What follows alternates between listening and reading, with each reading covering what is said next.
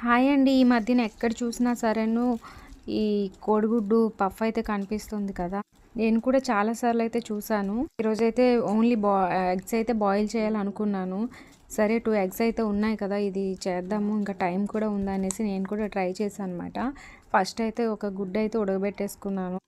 ఇంకో గుడ్డు వచ్చేసి ఇదిగోండి ఇలా ఆమ్లెట్ చేయడానికి చేసినట్టు కొంచెం సాల్ట్, కొంచెం పసుపు, ఒక 2 పచ్చిమిర్చి ముక్కలు వేసి కలుపుకున్నాను. ఫస్ట్ అయితే గుడ్డుని ఇలా ఫ్రై చేసుకోవాలి. ఫ్రై అయిపోయాక దాని పైనుంచి ఈ పగలగొట్టుకున్న గుడ్డు కూడా వేసేసుకోవాలన్నమాట. ఇదిగోండి ఒకవైపు బాగా బాయిల్ అయిపోయిన తర్వాత మధ్యలో 2 ఆనియన్ ముక్కలు కూడా వేసుకున్నాను. ఇంకా మీకు స్పైసీగా కావాలంటే కొంచెం కారం కూడా యాడ్ చేసుకోవచ్చు. నేనైతే లైట్గా తినాలి అనుకున్నాను, అందుకనమాట కారం అయితే వేసుకోలేదు. ఇదిగోండి ఒకవైపు అయితే బాగా బాయిల్ అయిపోయిన తర్వాత దానిని రివర్స్లో కూడా మళ్ళీ ఫ్రై చేసుకోవాలి.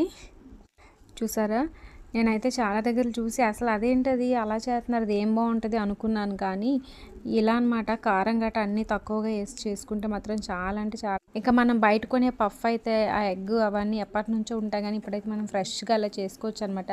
చాలా అంటే చాలా నీట్గా ఉంది. కొంచెం ఆయిల్ మరి ఎక్కువ కాకుండా కొంచెం ఇలా లైట్గా వేసుకొని చేసుకుంటే ఫ్రెష్గా తిన్నట్టు ఉంటుంది. ఇంకా హెల్త్ కూడా ఉంటుంది అనమాట.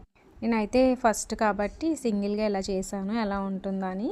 ఈసారి నుంచి తినాలనిపించినప్పుడు అయితే చేసుకుంటాను. మీకు కూడా నచ్చినట్లయితే మీరు కూడా ట్రై చేయండి. అలాగే ఇదైతే నేను ఛానల్ క్రియేట్ చేసి ఇదే నా ఫస్ట్ వీడియో అండి. ఈ రెసిపీ నచ్చినట్లయితే లైక్ చేయండి, మర్చిపోవద్దు. చూడండి ఎలా వచ్చిందో. చాలా అంటే చాలా సింపుల్ అనమాట. ఇంకా ఆమ్లెట్ కంటే కూడా సింపుల్. అన్నీ ఇందులో రకరకాల అన్నీ కూడా యాడ్ చేయాల్సిన అవసరం కూడా లేదు. ఇదిగోండి ఎగ్ పఫ్ లాగా వచ్చింది కదా సేమ్.